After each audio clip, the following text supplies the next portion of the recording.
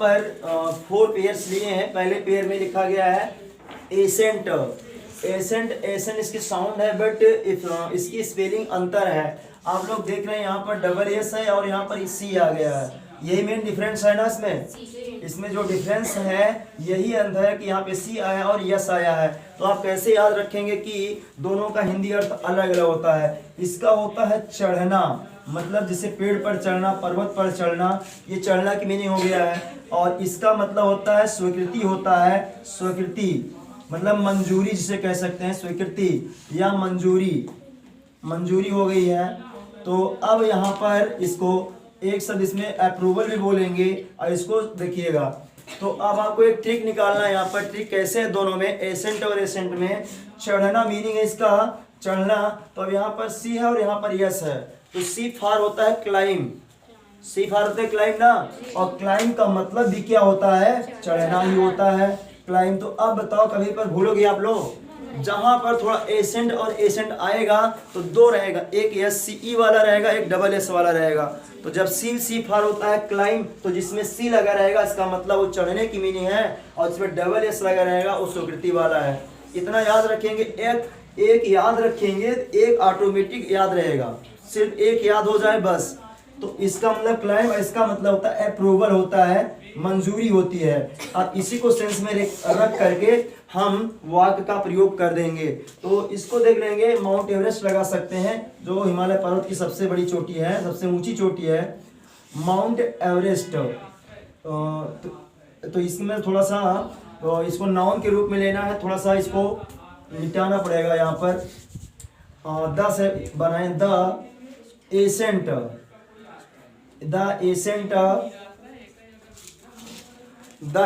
Of mount Everest. यहाँ accent का मतलब चढ़ाई हो गया है। Mount Everest is very hard, is very difficult, बहुत कठिन है। तो अब यहाँ पर देखिए, the ascent of mount Everest is very difficult. Mount Everest की चढ़ाई जो है वह बहुत कठिन है। तो इसका अर्थ समझ में आ गया है। अब स्वीकृति है तो इसमें अपने मम्मी पापा को लगा सकते हैं, जिसका द यहाँ पर लगा दें, द ऑफिसर, चाहे जो लगा दें, द ऑफिसर गिव्स अप्रूवल, या गिव्स ऑफिसर गिव्स देता है। अब क्या देता है, यहाँ पर एसेंट देता है। आपको ये वाली मीनिंग लिखना है, ये वाली मीनिंग लिखना है, एसेंट। तो हीज लगा देंगे, उसके बाद एसेंट लगा देंगे, डबल ई एन टी कर देंगे। ये वाला वाक्य प्रयोग हो चुका है। अब आगे चलेंगे, क्या लिखा है, डिसेंट जस्ट इसका विलोम है। जैसे इसको चढ़ना है तो इसका तो उतरना या उतराव बोलते हैं, ये नाउन है, चढ़ना है तो ये क्या हो जाएगा, उतरना। लेकिन हमको नाउन में है, उतराव लिख सकते हैं, चढ़ाव या उतराव, या अब यहाँ पर ये आ जाएगा। और इसका डिसेंट का मतलब होता है असहमति। देखो यहाँ पर सहमति दिखाया था, स्वीकृति दिखाया था, यहाँ पर असहमति दिखाएंगे। असहमति है, असहमति। अब इसी को रख करके वाक्य का प्रयोग करेंगे, उतराव। तो अब हम जब भी कहीं पर उतरते हैं ढलान से, तो उसकी जो स्पीड होती है वो बहुत तेज होती है। चाहे जहाँ पर होते हैं तो उतरना आसान होता है, बट किसी पेड़ पर चढ़ना क्या होता है, कठिन होता है। तो इसी को डिसेंट लगा या अवनति कर सकते हैं। इसको एक हिंदी होता है, अवनति होती है। डिसेंट मतलब अवनति, मतलब इसका उतराव हो रहा है, अवनति भी होता है। तो ये चलेंगे, तो इसका एग्जाम्पल लिख लेंगे, द डिसेंट ऑफ एवरीथिंग, हर एक चीज की जो उतराव होता है, एवरीथिंग, हर एक चीज का। जैसे अभी मैं इसको लिख रहा हूँ ना, एक तो लिखने में इसको बना के लिखा जा रहा है, मतलब समय लग रहा है और माइंड भी लग रहा है। इसको मिटाना हो तो 1 मिनट में मिटा दोगे सब लोग, और लिखना होगा तो 1 मिनट नहीं लिख पाओगे। तो अवनति का मतलब है कि एवरीथिंग इज वेरी इजी। जो उतार होता है, उतार जो होता है वह इज वेरी इजी, बहुत आसान होता है। ये आपका वाक्य प्रयोग हो जाएगा। Everything, the descent of everything is very easy, बहुत आसान होता है, सरल होता है। आप देखेंगे डिसेंट मतलब असहमति वाला वाक्य देखेंगे।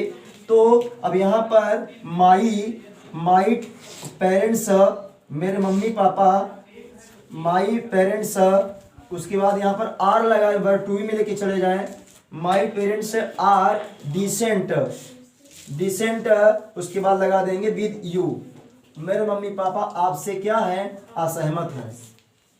ये वाला वाक्य प्रयोग हो गया। बताइए ऐसे ही आपको वाक्य प्रयोग करना है, तब जाके आप समझ पाएंगे। नेक्स्ट देख लीजिएगा, अल्टर और अल्टर, इसमें एक होती है बलि वेदी। बलि मतलब बकरे की बलि जो चढ़ाई जाती है, काटते हैं बकरा, उसी को जो लकड़ी रखी जाती है या लोहा रखा जाता है उसी को अल्टर कहा जाता है, जिसपे कसाई लोग रख के काटते हैं ना। आप लोग देखे हो बकरा काटते हुए, मुर्गा काटते हुए, नहीं देखे हो?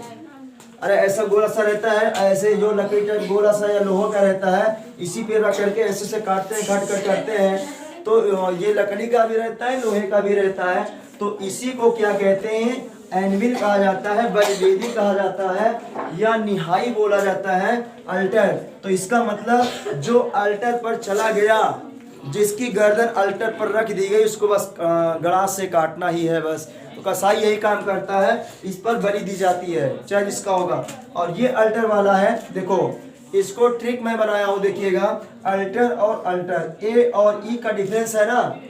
तो ए फॉर होता है अनविल, इसकी एक और मीनिंग है अल्टर की, निहाई या बलिवेदी इसको कहा जाता है। तो जो ए है इसी से स्पेलिंग स्टार्ट हुआ कि नहीं हुआ है। तो आप कहीं भूलिएगा तो जिसमें याद रखिएगा ए वाला होगा वो एनविल होता है, इसका मतलब वही बलिवेदी होती है। और जो दूसरा वाला है ई है, इसका मतलब होता है एक्सचेंज। एक्सचेंज माना होता है बदलना, एक्सचेंज करिएगा, तो ये इसका मतलब होता है बदलना, ये बदलना होता है।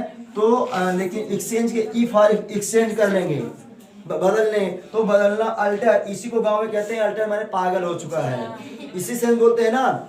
तो अल्टर हो गया है, तो ये बदलना है, बदलता है, वो अपने बात से बदल जाता है या उसके स्वभाव में। जैसे भी हम पढ़ा रहे हैं, हम सही हैं, अगर हम आए क्लास में उल्टी सीधी बातें करने लगे, गाली देने लगे, तब कहेंगे अल्टर हो गया है, तब बोलेंगे अल्टर हो गया है, मतलब बदल गए हैं।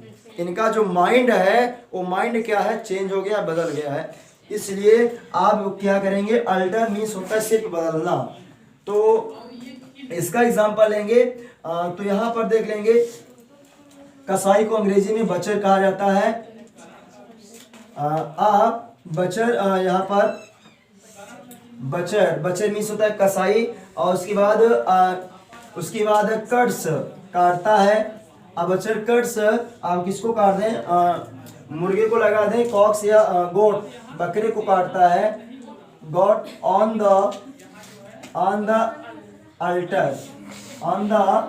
अल्टर, ये गॉट मीन्स बकरा, बकरे को उस पे, गॉट मीन्स बकरा बकरी होता है। तो क्या दिक्कत है, अगर अलग अलग मीनिंग लेना है तो बिली गाट और नैनी गाट होता है। बिली गाट माने बकरा होता है और नैनी गाट माने बकरी होती है। ये मेरा क्या है, कॉमन जेंडर है। तो अगर अलग अलग मीनिंग लेना है तो ये बकरी की मीनिंग है और बिली गाट का मतलब बकरा होता है। और किसी को डाउट हो तो पूछिएगा, ये बकरा की और बकरी की है। तो यहाँ पर वो बकरा बकरी सब काट देता है, तो इसलिए मैं लिखा हूँ ऑन द अल्टर, बलिवेदी पर उसको काट देता है। अर्थ कंफर्म हो गया होगा, बदलना। तो इसके बाद देखिए माई फ्रेंड, इसको माई फ्रेंड पे लिख, अपने मित्र पर, माई फ्रेंड अल्टर्ड, मेरा मित्र बदल गया है, अल्टर्ड हो गया है, ये भी हो चुका है, चेंज हो चुका है और उसका माइंड खराब हो चुका है। माई फ्रेंड अल्टर्ड, बदल गया, ये हो गया। यहाँ तक कोई डाउट? अब इसके देखिएगा चौथे पर देखेगा एल्यूजन। एल्यूजन का मतलब होता है अप्रत्यक्ष उल्लेख, अप्रत्यक्ष उल्लेख होता है। और इसका मतलब होता है मोह माया, मोह माया, हाँ ये मोह माया पूरी दुनिया वाला, या भ्रम जाल, भ्रम जाल। अब यहाँ पर देखिएगा इस मोह माया से कौन निकल पाया है, कोई नहीं निकल पाया है। आप लोग द रेड ट्रैप वाला पढ़े थे, चूहेदानी वाले में, सभी लोग इसी दुनिया में मोह माया में फंसे हुए हैं। तो इसी का मतलब इल्यूजन होता है, मोह माया भ्रमजाल। इसका मतलब अप्रत्यक्ष होता है। अप्रत्यक्ष का मतलब है कोई ऐसी बात हम आपको बता दें, सिर्फ उसी वजह से आपको अर्थ नहीं समझ में आ रहा है उसी को अप्रत्यक्ष उल्लेख कहते हैं। मैं यहाँ पर एक दे रहा हूँ, एक वर्ड को एल्यूजन आपको दे रहा हूँ। जैसे यहाँ पर देख लें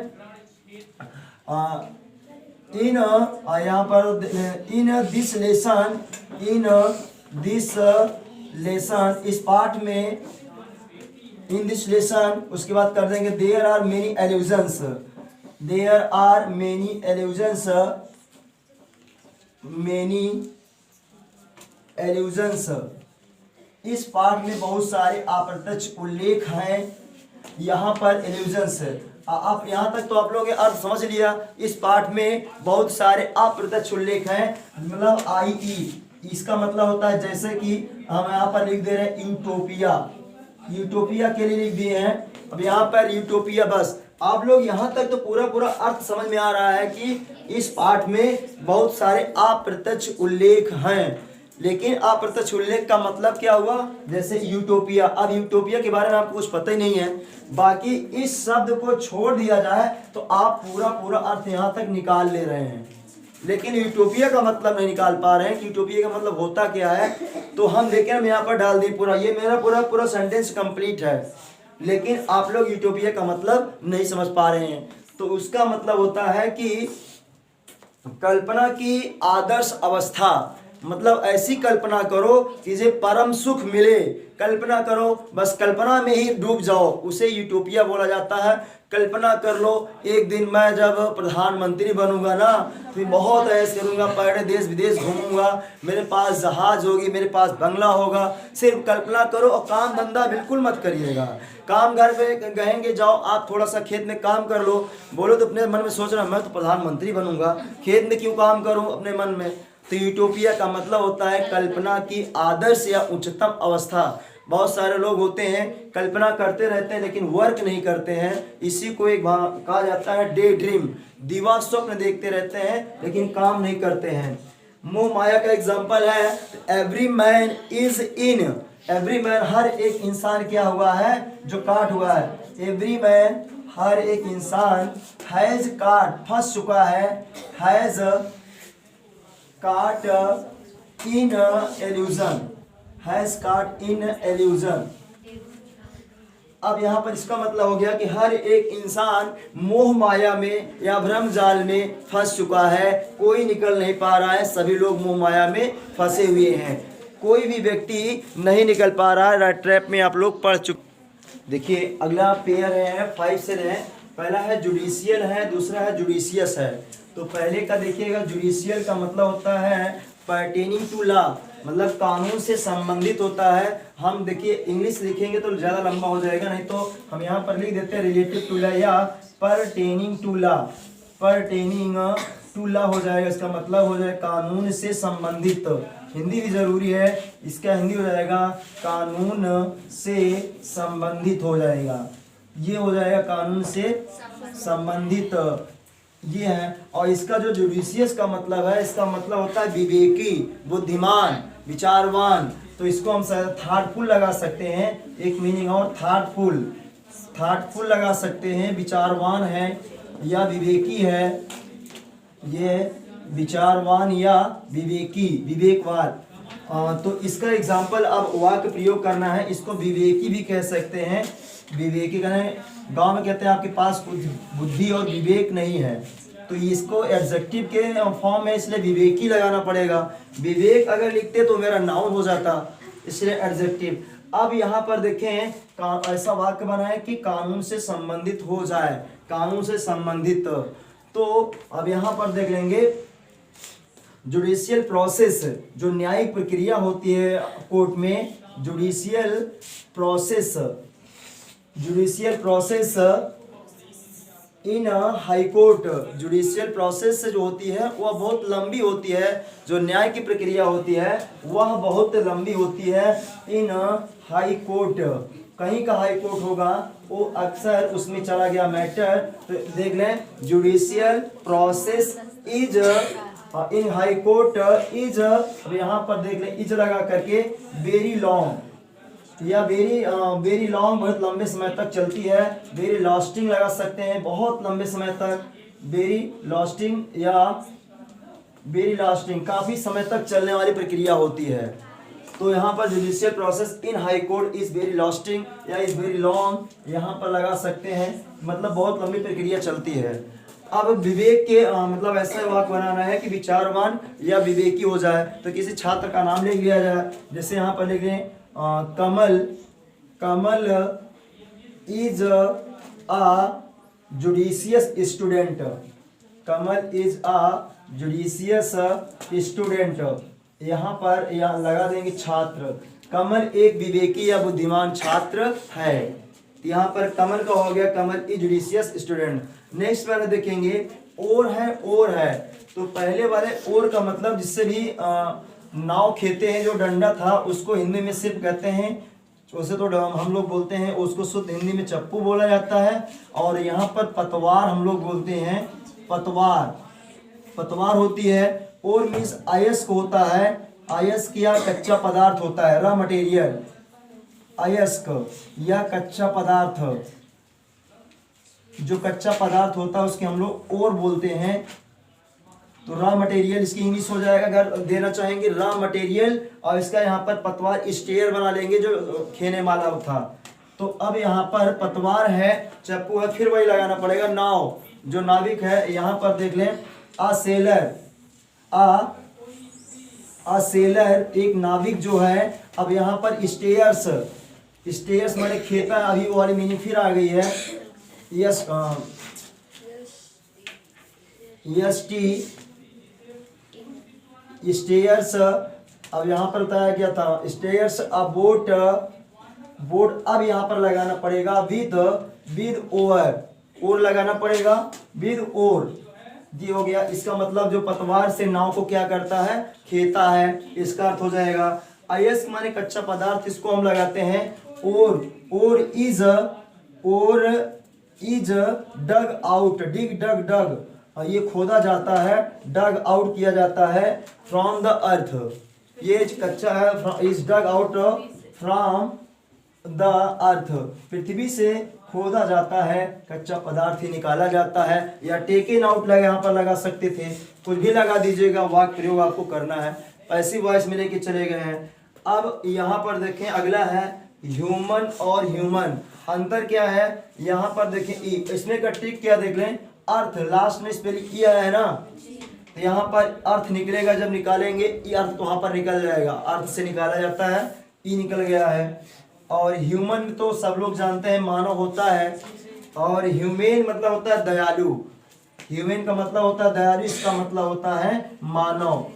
तो अब यहाँ पर जो दयालु हैं, जो कौन दयालु होते हैं, साधु महात्मा दयालु होते हैं, और मानव क्या होता है, मरणशील होता है। तो ह्यूमन, ह्यूमन इज मॉर्टल, मानव क्या है, मरणशील है, मानव मरणशील है, या मानव ह्यूमन इज एर बोला जाता है, तो मानव से ही गलती होती है, टू एर इज ह्यूमन बोला जाता है, कहावत कही जाती है टू। अब यहाँ पर एरर इज ह्यूमन, इसका मतलब होता है कि गलती इंसान से ही होती है, कहावत है, गलती ईश्वर से नहीं होती है। लेकिन आप लोग सोचोगे गलती ईश्वरों से हो जाती है कभी कभी। दयालु, ये हो गया है दयालु। तो अब दयालु सेंट्स, जो सन्यासी होते हैं, साधु लोग होते हैं, वो बड़ा दयालु कृपा होते हैं। द सेंट्स, द सेंट्स, इनसे कोई भी जितना गलती कर दें अब अक्सर क्षमा हो जाती है, श्राप देते हैं नहीं, सन्यासी हैं और माफ कर देते हैं, इनका स्वभाव ही होता है माफ करना। द सेंट्स आर ह्यूमेन, जो है सन्यासी लोग क्या होते हैं, दयालु होते हैं स्वभाव से, बहुत गुस्से। दुर्वासा ऋषि को छोड़ दीजिएगा बस, बाकी सभी ऋषि लोग क्या थे, दयालु थे। दुर्वासा बहुत गुस्सैल थे, सबसे ज्यादा दुर्वासा ऋषि। अगला है देखिएगा साइड, साइड, साइड, 3 साइड लिखा गया है, तीनों साइड में डिफरेंस देखिएगा। साइड पहले का मतलब होता है दृश्य, दृश्य हो गया। दूसरे का मतलब हो गया स्थान हो गया है, दृश्य हो गया, स्थान हो गया।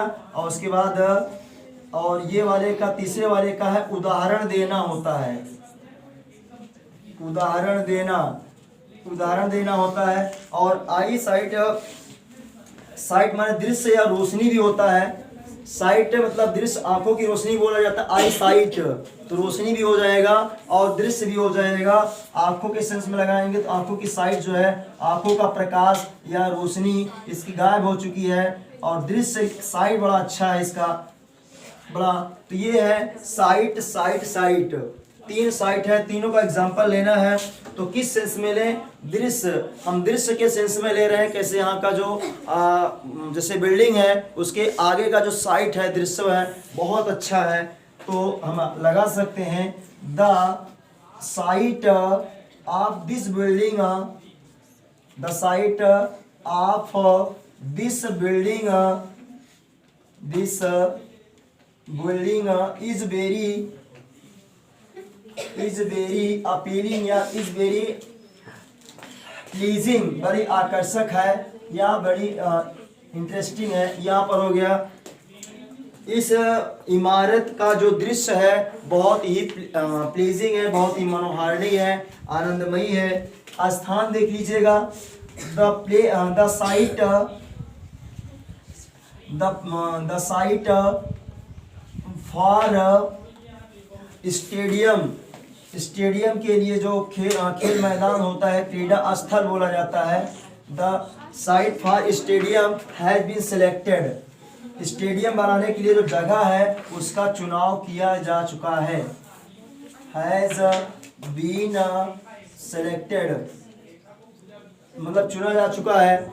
और एक साइड का मतलब है उदाहरण देना, तो इसका समझ लेंगे कि the teacher gave many sites to this point, बताओ यहाँ तक किसी को दिक्कत है, कंफ्यूजन हो, डाउट है, पूछ सकता है।